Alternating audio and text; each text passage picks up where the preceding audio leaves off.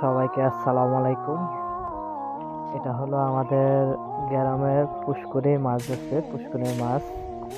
আসলে দেশি মাছ কে না পছন্দ করে, সবাই পছন্দ করে।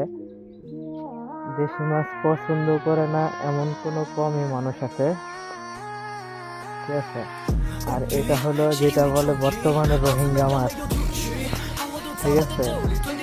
সবাই গ্রামে যেটা বলে, আমি বলি যে সেটা না, সবাই এটাই বলে যে রোহিঙ্গা মাছ, যা চাঙ্গারে ভরে ভরে পাওয়া যায়, কিন্তু বেচতে গেলে এক চাঙ্গারে 200 টাকা, ঠিক আছে।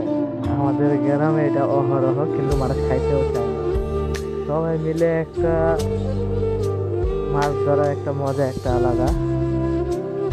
এখানে পুষ্করিণী যখন বর্ষাকালে পানি আসে, এই পানিতে যেই পুষ্করিণীতে মাছটা আটকায়, এই মাছটা যখন পানিটা মানুষ হেঁচে তারপরে আবার ধরা হয়, যেটা বলে সেচ মেশিন, ঠিক আছে।